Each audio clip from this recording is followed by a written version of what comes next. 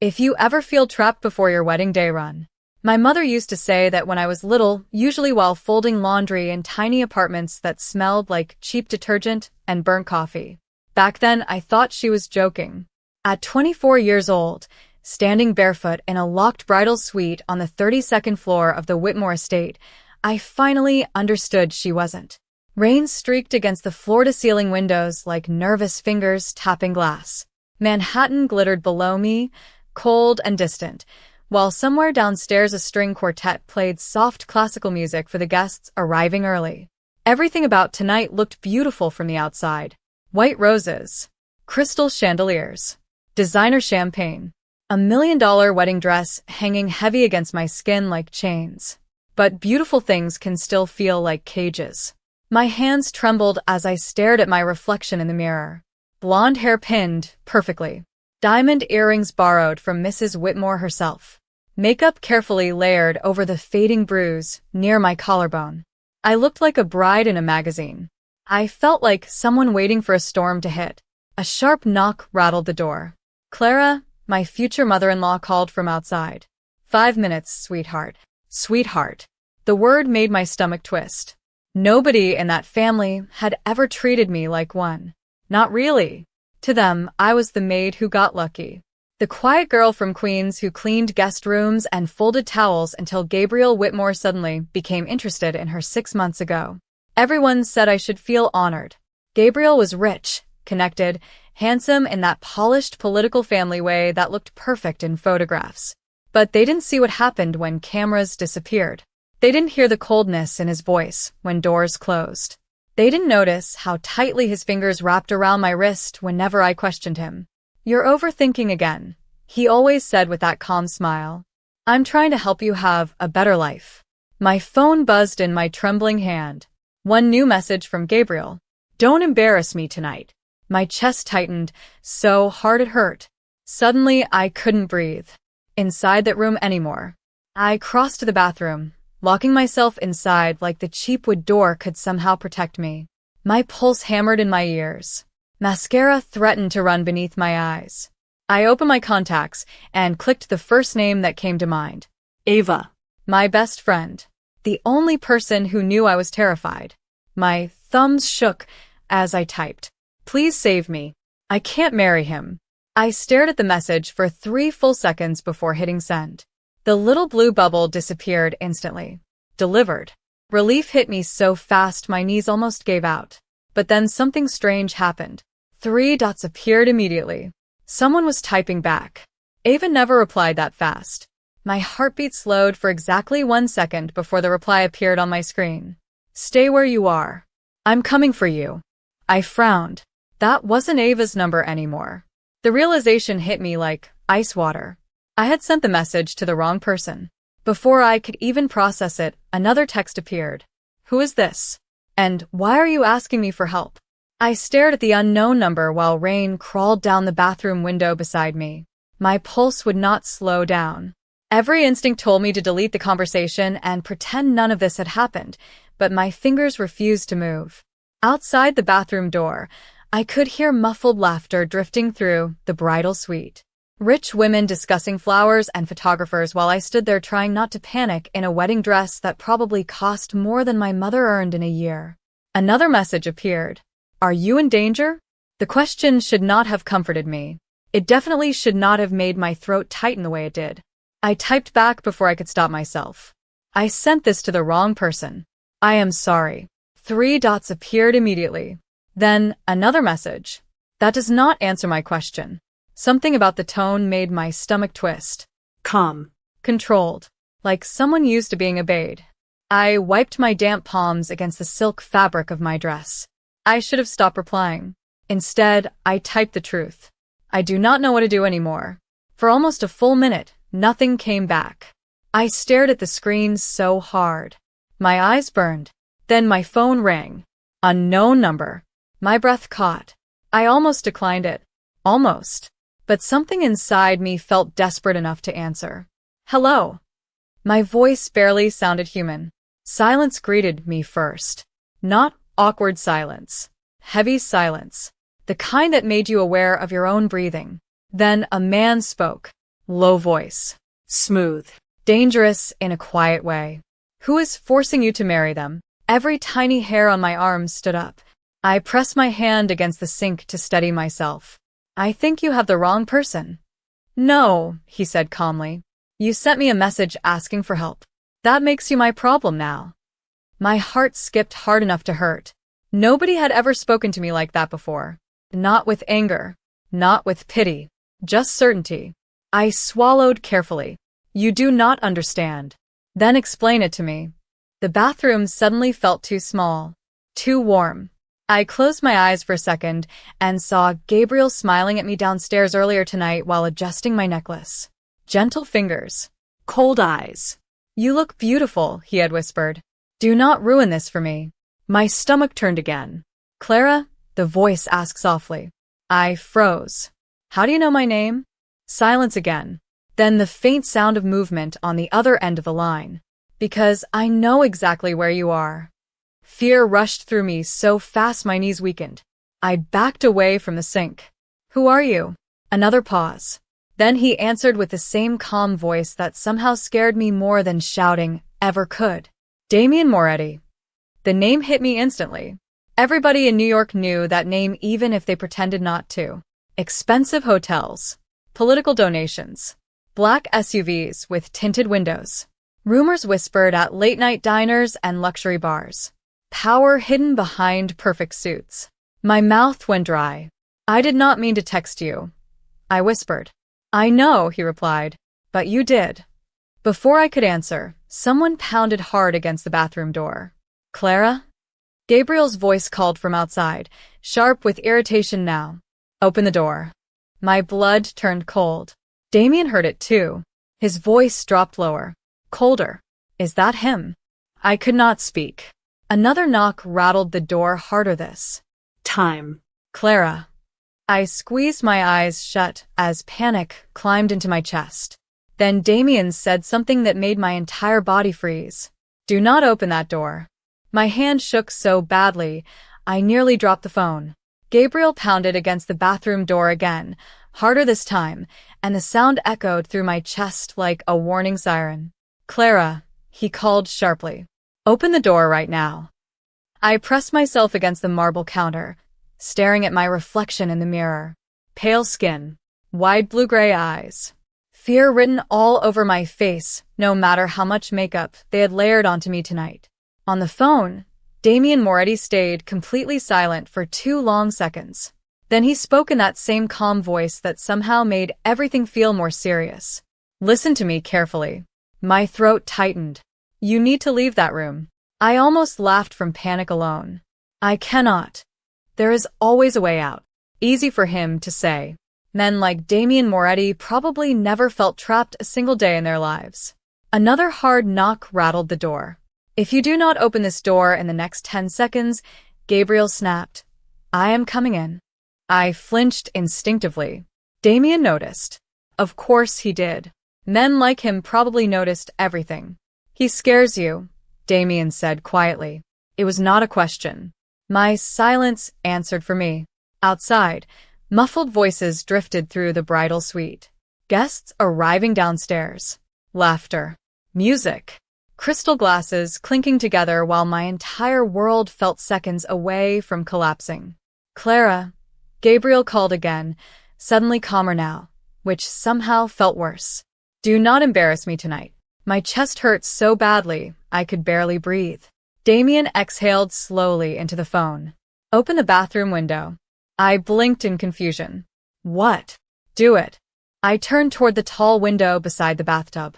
Rain streaked across the glass while thunder rolled somewhere above Manhattan. 32 floors up. My stomach twisted. I cannot climb out of a skyscraper. You're not going to. His voice stayed perfectly steady. Just open it. My fingers trembled as I unlocked the window a few inches. Cold rain-scented air rushed inside immediately. Then I heard it. The distant hum of engines below. More than one. Gabriel hit the door again. Clara. This time the warning in his voice disappeared completely.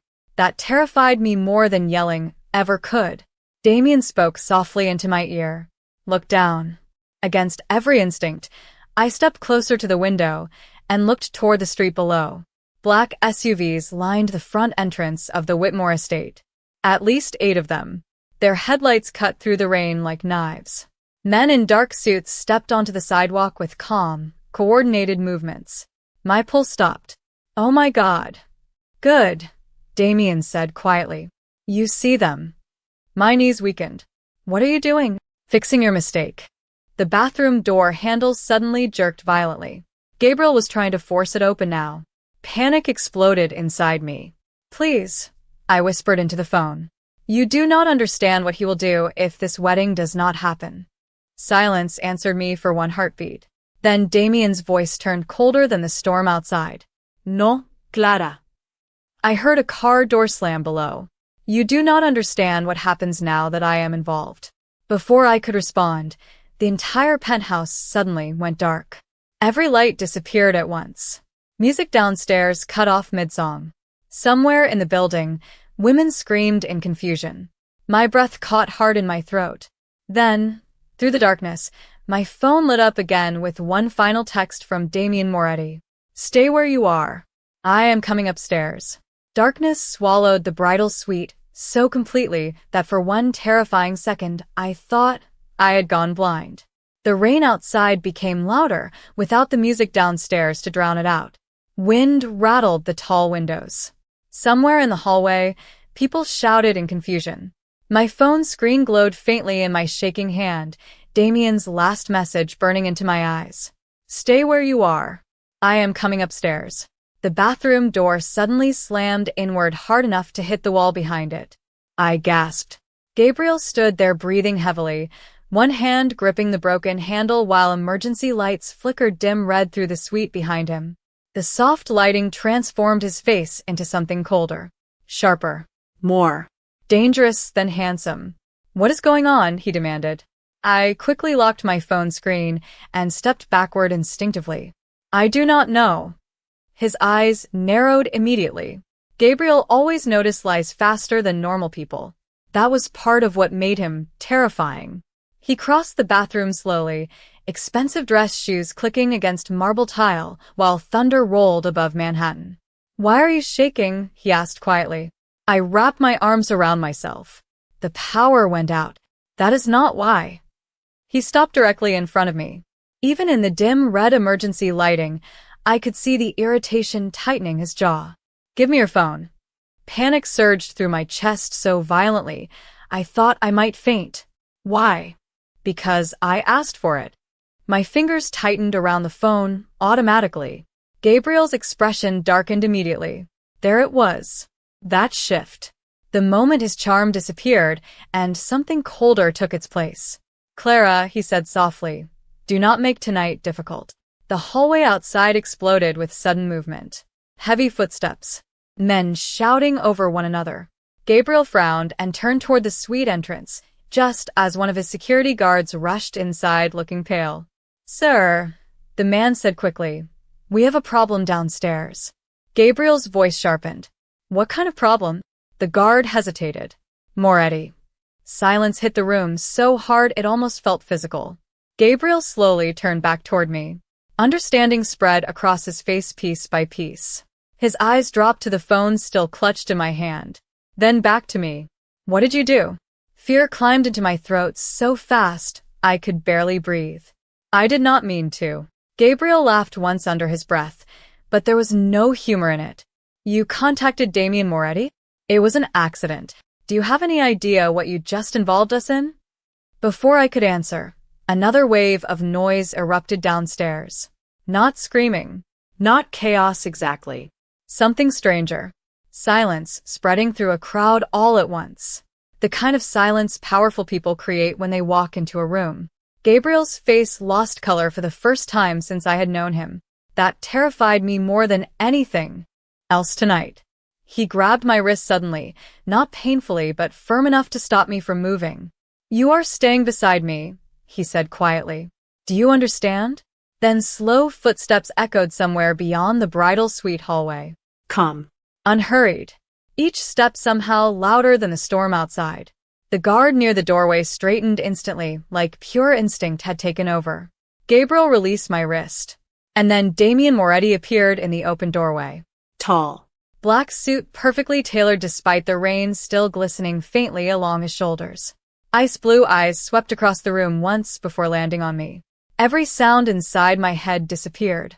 He did not look angry. That would have been easier to understand. He looked controlled, which somehow felt much more dangerous. Gabriel forced a tight smile. Mr. Moretti, this is a private family event. Damien never looked away from me. Clearly, my pulse stumbled hard in my chest. For one impossible second, standing there in a ruined bridal suite with rain hammering against 32 floors of glass behind us, I had the terrifying feeling that my entire life had just shifted direction. No one moved.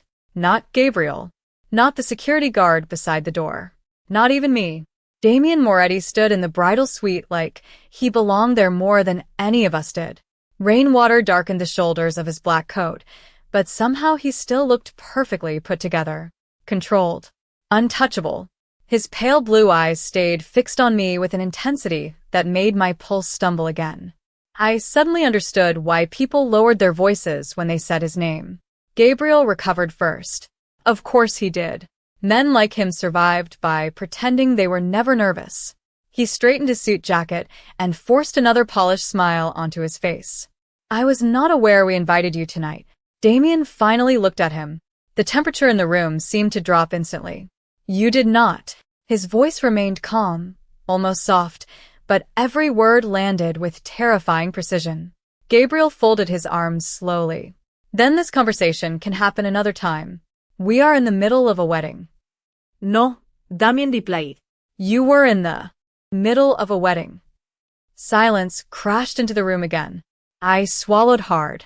My heartbeat was so loud I could barely hear the storm outside anymore. Gabriel's jaw tightened. I think there has been some misunderstanding. Damien glanced toward me briefly. There has. My fingers tightened around my phone. Something about the way he spoke made me feel seen in a way I was not prepared for. Not looked at. Seen.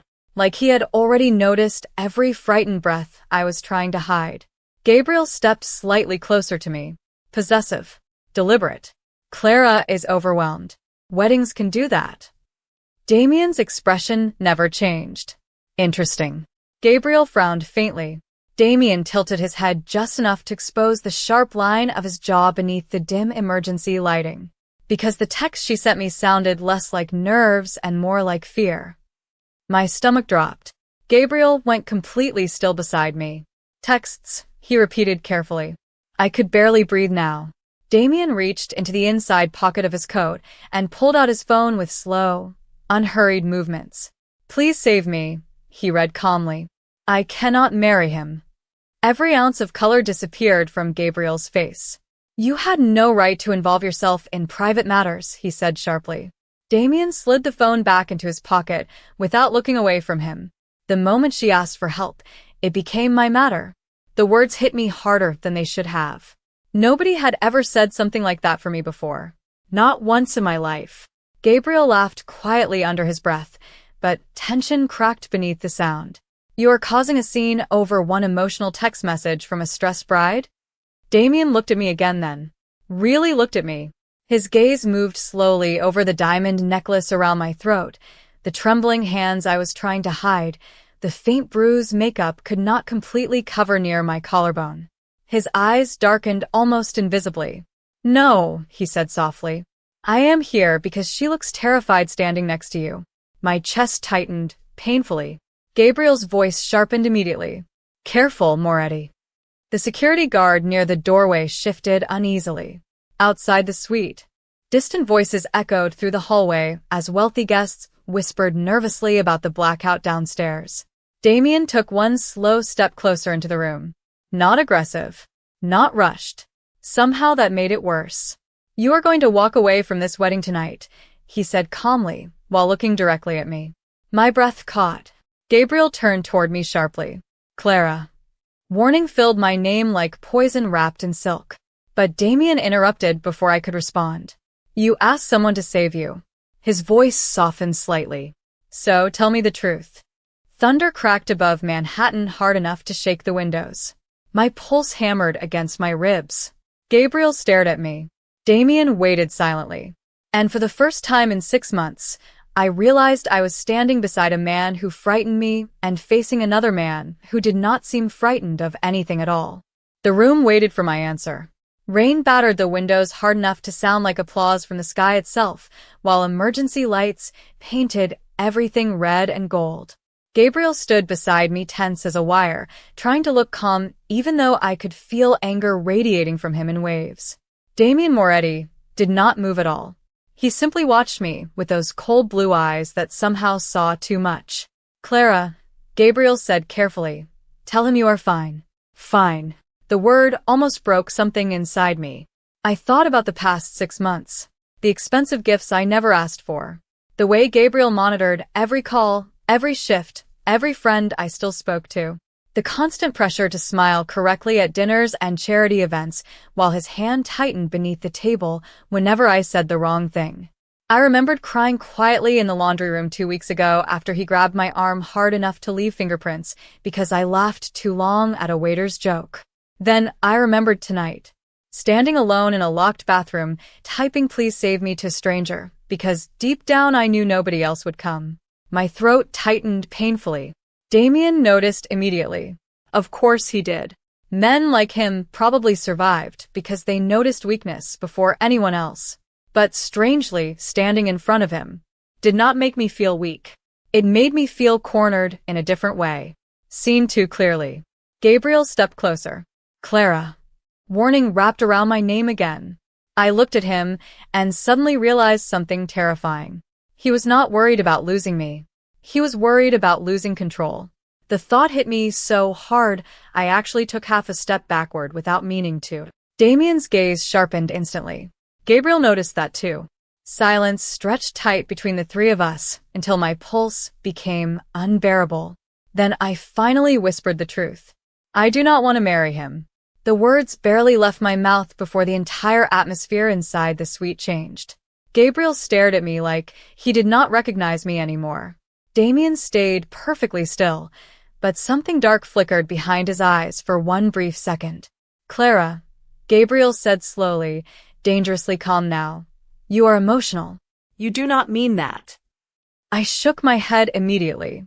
Fear clawed at my ribs, but once the truth escaped, I could not force it back down again. "Yes," I whispered. Ido. Gabriel laughed softly under his breath, but the sound felt hollow. "You are making a mistake." Damien finally moved then. One slow step forward. Not toward Gabriel.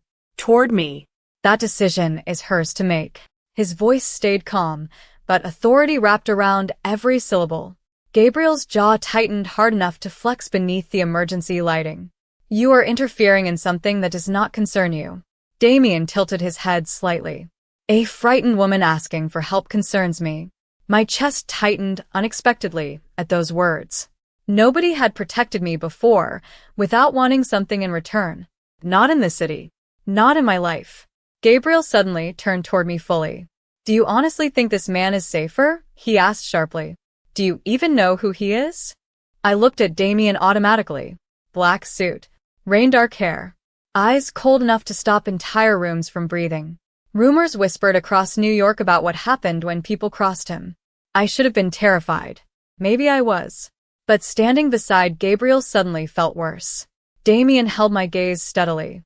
"No," he said quietly before I could answer. "She does not." Then his eyes softened almost invisibly. "But she is about to find out." Another thunder crack shook the windows above us. Somewhere downstairs, the backup generators finally flickered back to life. Warm golden light flooded the bridal suite again all at once. And for the first time since Damien walked into the room, I saw Gabriel Whitmore clearly. Not polished. Not charming. Furious. Truly furious. Because he had just realized he was losing me. The golden lights returned so suddenly that I had to blink against them. Crystal chandeliers sparkled overhead again. Rain still streaked the windows behind us, but now every expensive detail inside the bridal suite looked painfully sharp. Gabriel's anger. Damien's calm expression. My own reflection trembling faintly in the mirror beside the bathroom door. Nobody spoke for several long seconds. Then Gabriel smiled. The expression looked practiced now. Artificial. I think Clara needs time to calm down, he said smoothly. This entire situation has gotten emotional. Damien never looked away from me. Fear and emotion are not the same thing. My pulse stumbled again. Gabriel exhaled through his nose slowly. You are turning one private disagreement into a spectacle. No, Damien replied quietly. You did that yourself the moment she became afraid of you. The room went still again. I could practically feel the tension pressing against my skin. Gabriel suddenly looked at me with a softness that might have fooled anyone else 6 months ago. Clara, he said gently, come here. My stomach twisted immediately. I did not move. Something cold flickered behind his eyes before disappearing just as fast. Damien noticed. Of course he did. He noticed everything. Gabriel laughed quietly under his breath. You think he cares about you? He asked softly. Do you even understand what kind of man you are standing beside right now? I looked toward Damien automatically. He stood perfectly composed beneath the chandelier light, black coat hanging open slightly, rainwater still glistening near the collar. Expensive watch, tailored suit, calm eyes that carried the kind of authority normal people never questioned. He looked dangerous, but not unpredictable. That was the difference. Gabriel became dangerous when he lost control. Damien looked dangerous because he never did. I know exactly who he is, Gabriel continued sharply. Men like him do not rescue people, Clara. They own them. The words settled heavily in the room. For the first time since Damien arrived, uncertainty crept beneath my fear. Because deep down, part of me wondered if Gabriel was right. Why would someone like Damien Moretti involve himself in the problems of a maid he had never met? Nobody powerful helped people for free. Not in New York. Not anywhere. Damien finally spoke before I could stop my thoughts from spiraling further. You should leave with me tonight. His voice remained calm. Direct. Like he already expected resistance. I stared at him. Why? The single word slipped out before I could stop it.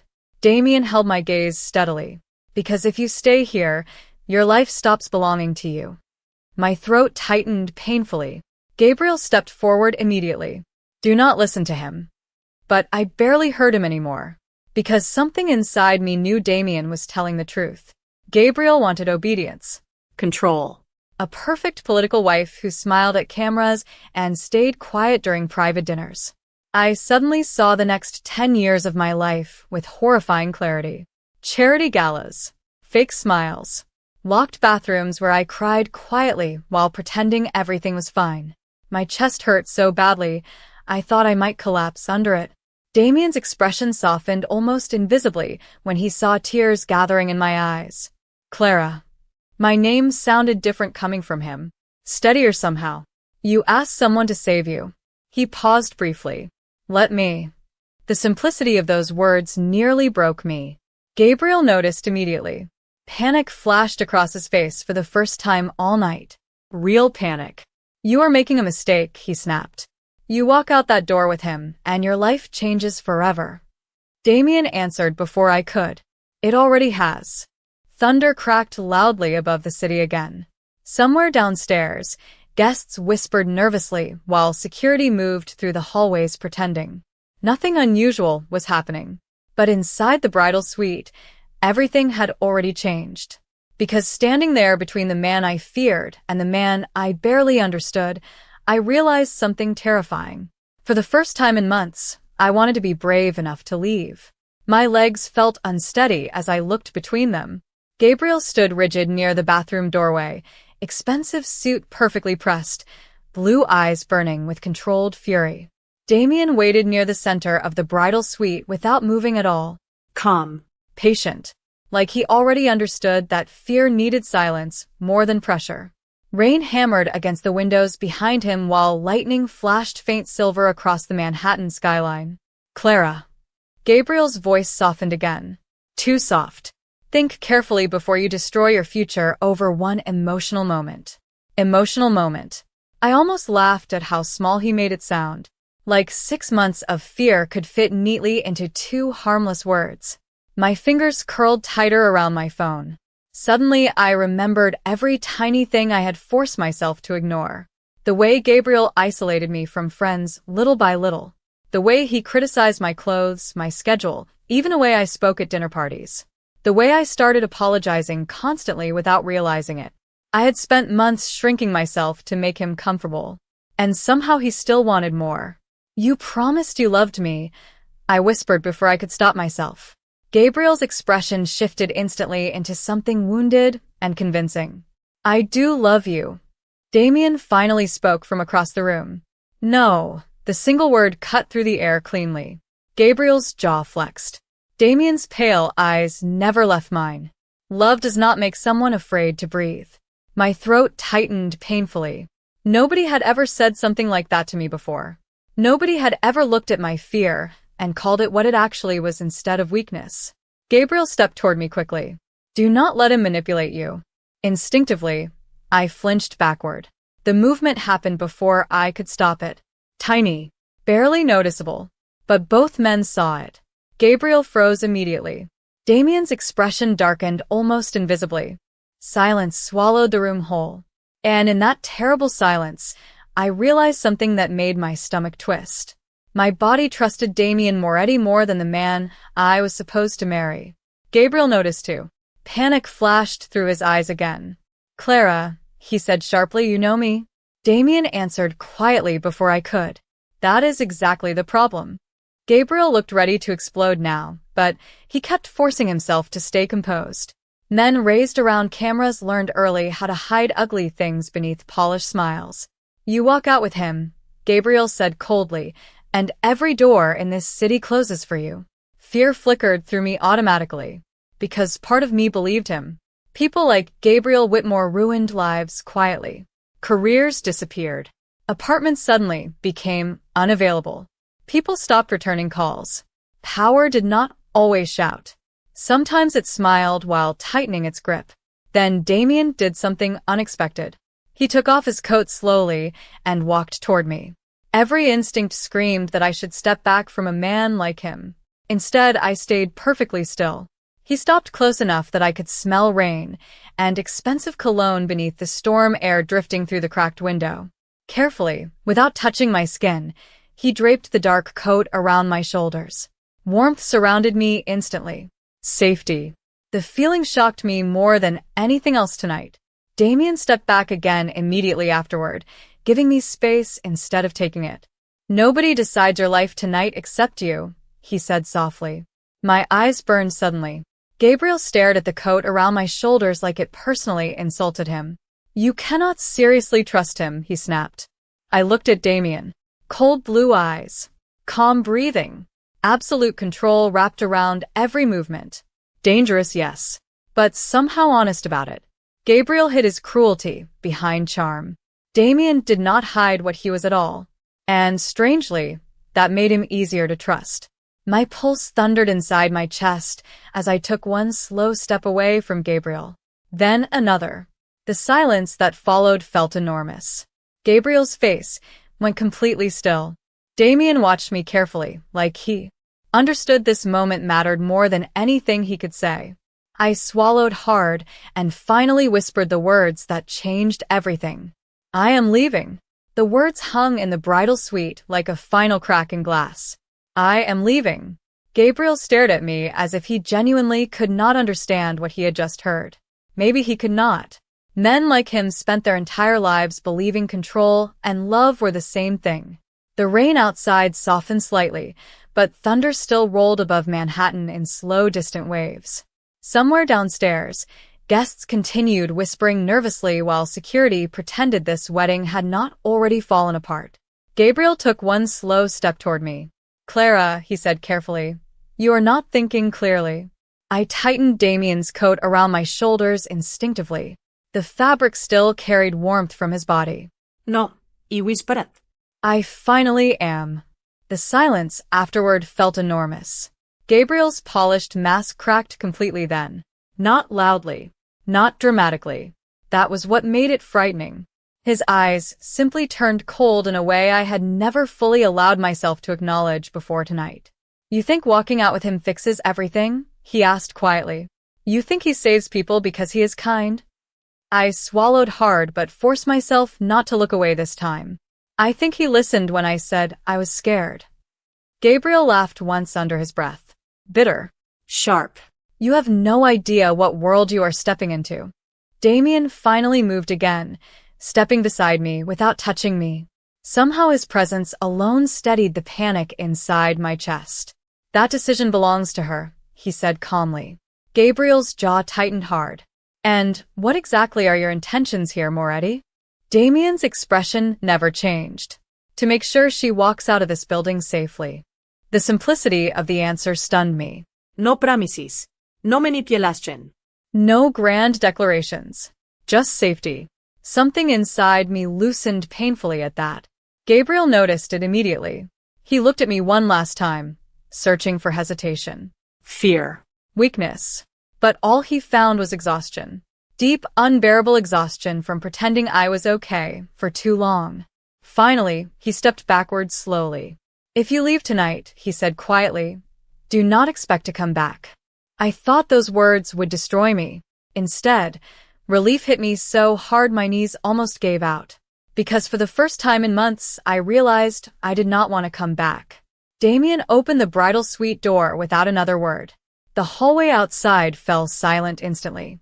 Wealthy guests, hotel staff, security guards. Everyone froze the second they saw us. I suddenly became aware of how strange this looked. Me standing there in a white wedding dress wrapped in a Mafia Boss's black coat, while the most powerful man in New York waited beside me like he had all the time in the world. Nobody tried to stop us. Nobody even breathed too loudly. Damien glanced toward me briefly. Ready. No one had asked me what I wanted in a very long time. My throat tightened unexpectedly. I nodded once. Together, we walked down the hallway while whispers followed us like smoke. The elevator ride felt unreal. 20 floors. 10. 5. Silence wrapped around us the entire time except for the soft hum of machinery and the storm outside. I stared at my reflection in the mirrored elevator walls. Smudged mascara. Wedding dress. Fear still lingering in my eyes. But something else existed there now too. Hope. The doors opened into the marble lobby where Damien's men stood waiting near the entrance beside a line of black SUVs glowing beneath the rain. The city lights reflected across wet pavement outside like scattered gold. Damien held the door open for me without touching me once. I stepped into the cold Manhattan rain and inhaled deeply. Freedom smelled like thunderstorms and wet concrete. As the SUV door closed behind us, I finally looked at him fully. Why did you really come for me? Damien watched the rain slide across the tinted window for a long moment before answering quietly. Because one night, he said, my mother asked someone for help too. My chest tightened painfully. The SUV pulled away from the curb while the Whitmore estate disappeared slowly behind us. And somewhere between the storm outside and the dangerous man sitting beside me, I realized the wrong text message had just changed both of our lives forever. The city blurred past the tinted SUV windows in streaks of gold and rain. Manhattan at midnight always looked unreal to me. Too bright. Too alive. Tonight it felt even stranger because for the first time in months, nobody beside me was demanding anything from me. Damien sat across from me in complete silence while the soft hum of the engine filled the space between us. His men occupied the front vehicles ahead and behind us, black SUVs moving through the storm like shadows with headlights. I tightened his coat around my shoulders again. The warmth still lingered there. Safe. Familiar already in a way that made no sense. I stared down at my wedding ring resting loosely on my finger. A diamond chosen by Gabriel. Expensive. Cold. Meaningless. Slowly, I pulled it off and held it tightly in my palm. Damien noticed immediately. You can keep it, he said quietly. Or throw it into the Hudson River. It does not matter. I looked at him carefully. You really do not care about money, do you? One corner of his mouth lifted slightly. Not quite a smile. Not in the way people think. Lightning flashed across the city skyline outside, illuminating his face for one brief second. Sharp jawline. Dark hair still slightly damp from the rain. pale blue eyes that never seemed rushed by anything. I should have been terrified sitting alone beside a man like Damien Moretti. Instead, exhaustion slowly replaced the panic inside me now that Gabriel was no longer near enough to control the air around me. My body finally understood it could breathe again. "Where are we going?" I asked softly. "Somewhere secure." The answer should have worried me. Somehow it did not. "And after that?" Damien looked out the window for a moment before answering. "That depends on what you want." The simplicity of the response stunned me again. Nobody had asked me that question in a very long time. "What do you want?" The problem was I no longer knew how to answer it. The SUV slowed suddenly before turning beneath the covered entrance of a tall glass building overlooking the river. No giant sign outside. No obvious markings. Just quiet luxury hidden behind privacy. One of Damien's men opened the vehicle door immediately while rain poured across the sidewalk in silver sheets. I hesitated. Damien noticed. "You are safe here." Safe. That word kept undoing me tonight. I stepped out slowly, the wet air cool against my face. The lobby inside smelled faintly like cedarwood and expensive coffee.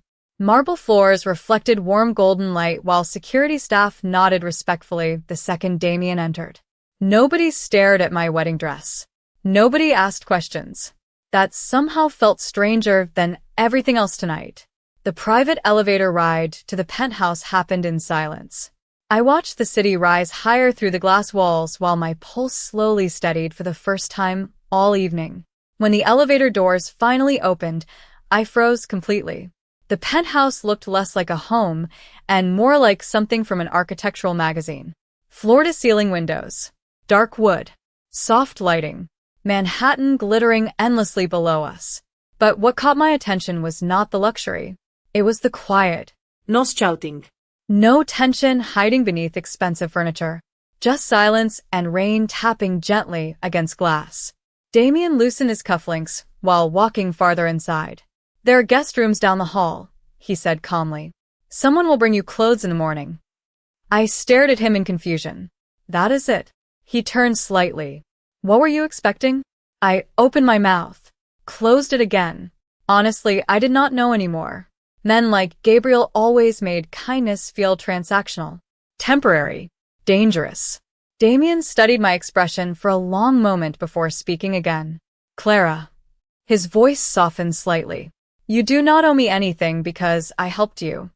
The words hit something deep inside my chest, so suddenly my eyes burned again. Because part of me had already been waiting for the price. Damien glanced toward the rain-covered skyline outside. "Get some sleep," he said quietly. "Tomorrow will be complicated enough." Then he started walking away. But halfway across the penthouse, he stopped suddenly like he remembered something important. Without turning around, he asked softly, "Did he ever hurt you badly enough to need a doctor?" The question froze me completely. The question stopped me cold in the middle of the penthouse living room. Rain whispered softly against the massive windows overlooking Manhattan while warm golden light reflected across polished dark wood floors. Everything around me felt expensive, controlled, impossibly calm. But Damien's question cut through all of it instantly. "Did he ever hurt you badly enough to need a doctor?" I could not answer right away. My throat closed too tightly around the truth. Damien finally turned toward me fully when the silence stretched too long. His pale blue eyes studied my face carefully, not impatient, not demanding, just waiting. That somehow made it harder. I looked away first. "No," I whispered automatically. The lie came too fast, too practiced. Damien noticed immediately. Of course he did. He walked back toward me slowly, stopping several feet away, like he understood distance mattered. "Clara." His voice stayed calm. "You do not have to protect him anymore."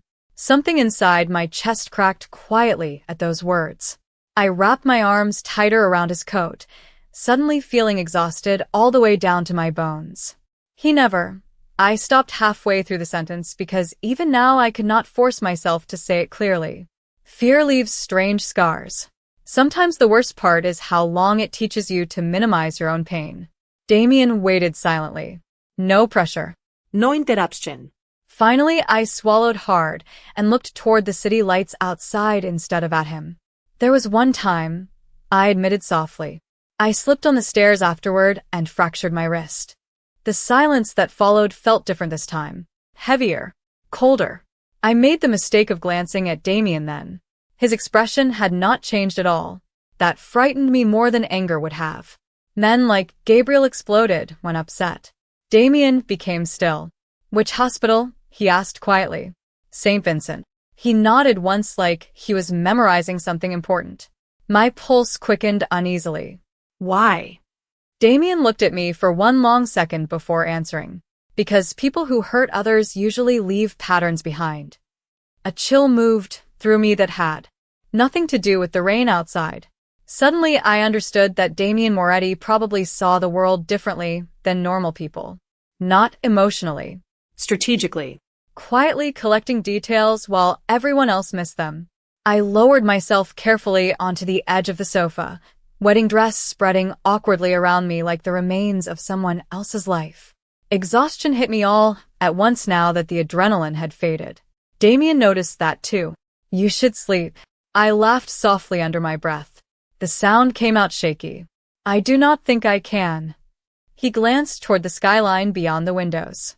The first night after escaping something is usually the hardest. Escaping something. Not leaving.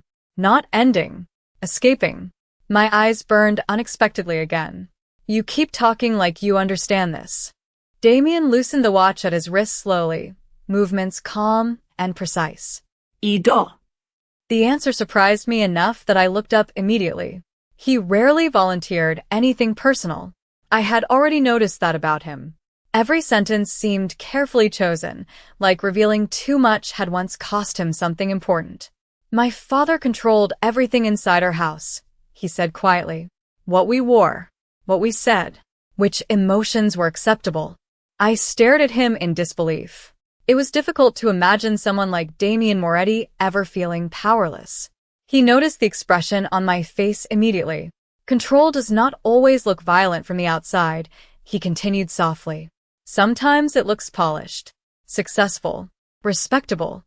Gabriel's smile flashed through my memory so vividly it made my stomach twist. Damien watched me carefully for a moment before speaking again. That is why I came tonight. My pulse stumbled hard in my chest. Because of your father? He shook his head once. Because I recognized the look in your eyes the second you answered the phone. The penthouse suddenly felt unbearably quiet. Rain traced silver lines down the windows while Manhattan glowed endlessly below us. And for the first time since all of this started, I realized Damien Moretti had not rescued me because he saw someone weak. He rescued me because once upon a time he had been trapped too. I did not sleep that night. I tried. Damien showed me to a guest room larger than my entire apartment back in Queens, with soft lighting, gray cashmere blankets, and windows overlooking rain-soaked Manhattan. But every time I closed my eyes, I saw Gabriel standing in the bridal suite staring at me like I had betrayed him instead of escaped him. Around 3 a.m, I gave up pretending. I wrapped Damien's coat tighter around myself and wandered quietly through the penthouse while the city glowed beneath the storm outside. The place felt strangely personal despite how elegant it was. Shelves lined with books instead of trophies.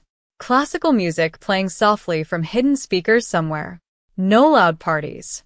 No women draped across expensive furniture the way tabloids always described powerful men like Damien Moretti. It felt lonely. The realization surprised me. I paused near the kitchen when I noticed light spilling faintly across the marble floor ahead. Damien stood alone near the windows with one hand resting against the counter and a glass of whiskey untouched beside him. He had loosened the collar of his black shirt hours ago, sleeves rolled slightly past his wrists now. Somehow he looked even more dangerous dressed casually. More real too. He noticed me immediately in the reflection of the glass. You should be sleeping. I leaned against the doorway carefully. You should too. One corner of his mouth lifted faintly. I stopped sleeping well years ago. The honesty in his voice caught me off guard again. Damien always sounded controlled, but sometimes little fractures slipped through when he was tired enough. I stepped farther into the kitchen slowly. Do you ever get used to it? He looked toward me. What? Being alone. Silence stretched between us while rain traced silver patterns down the windows behind him. Finally, he answered quietly. You stop noticing it after a while. Something about the way he said it made my chest ache unexpectedly, because suddenly I could picture it too clearly. The endless penthouse. The bodyguards. The power. The silence afterward when everyone finally left. I looked down at the oversized coat still wrapped around me. You really did not have to help me tonight. Damien's expression darkened slightly. Yes, he said calmly. I did. My pulse stumbled again.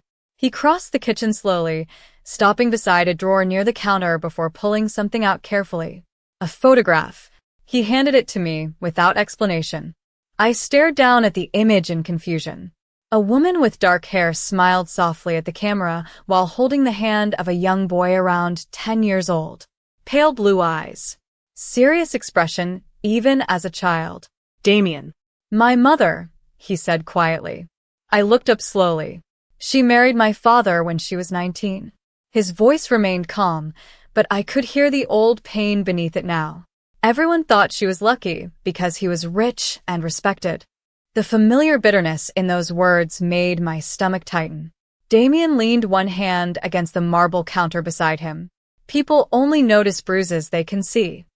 I stared back at the photograph. His mother looked beautiful, gentle, tired around the eyes in a way I suddenly understood too well. Did she ever leave him? I asked softly. Silence answered first. Then Damien looked toward the rain-covered skyline again. No, he said quietly. One day she stopped asking for help.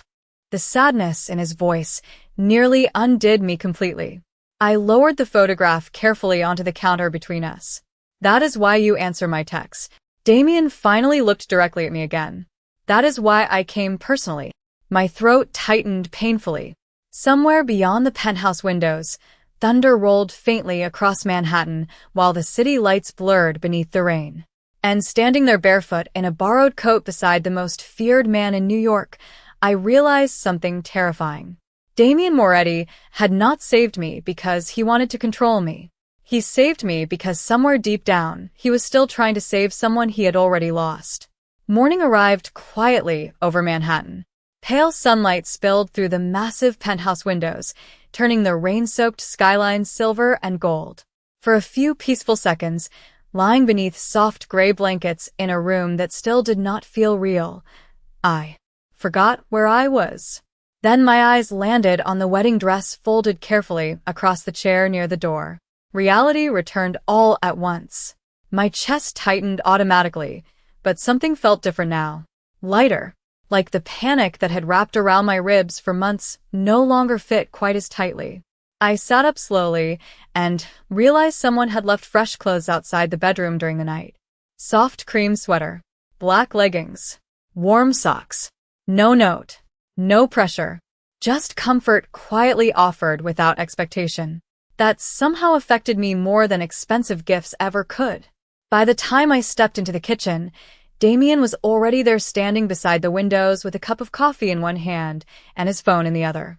Sunlight cut across his profile sharply. Dark hair, slightly messy for once. Black dress shirt rolled to his forearms. He looked less like the most feared man in New York this morning, and more like someone carrying exhaustion he never talked about. He glanced up when he heard me enter. You slept. A little.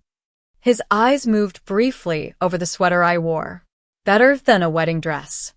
A small laugh escaped me before I could stop it. The sound surprised both of us. Damien looked at me carefully then, like he had not expected laughter either. One of his men entered quietly from the hallway carrying a folder before setting it beside Damien without speaking. The atmosphere shifted immediately. Business. Reality. Damien opened the folder slowly while I poured coffee with hands that still felt slightly unsteady. Gabriel Whitmore spent most of the night controlling damage with the press, he said calmly. The official story is that the wedding was postponed because of a security threat. I stared into my coffee cup. People are probably talking about me already. Damien looked unconcerned. People always talk. Easy for him to say. Men like Damien Moretti turned rumors into weapons. Women like me usually drowned in them. He noticed the worry on my face instantly. Nobody touches you while you are here. The certainty in his voice settled something anxious inside my chest before I could stop it. I hated how quickly my body responded to safety now that I had finally found it. Damien closed the folder slowly. There is something else you should know. My stomach tightened immediately. What? He hesitated just long enough for fear to return. Gabriel Whitmore is under federal investigation. I stared at him in shock. For what? Damien's expression darkened slightly. Financial crimes. Political corruption. He paused briefly. And possible connections to trafficking operations through overseas charities. The coffee cup nearly slipped from my fingers. No, but even as I said it, memories started connecting inside my head. Strange late-night meetings. Locked offices. Women at charity events who always looked uncomfortable around Gabriel's associates. My stomach turned hard. Damien watched me carefully. You did not know. I swear I did not. I know. The immediate certainty in his answer nearly hurt. Because somehow Damien trusted me faster than I trusted myself. I lowered the coffee cup carefully onto the marble counter before my shaking hands dropped it completely. If I had married him, I could not finish the sentence. Damien stepped closer slowly, not invading my space, just enough that I could feel his presence beside me. But you did not. His voice softened slightly. You asked for help instead. My eyes burned unexpectedly again. Outside the penthouse windows, Manhattan moved on like nothing had happened. Yellow taxis, morning traffic, people hurrying toward offices and meetings beneath bright skies after the storm. But inside the quiet penthouse kitchen, standing beside a man I should have feared more than anyone else in the city, I realized something life-changing. The Ron text message had not ruined my future. It had saved it.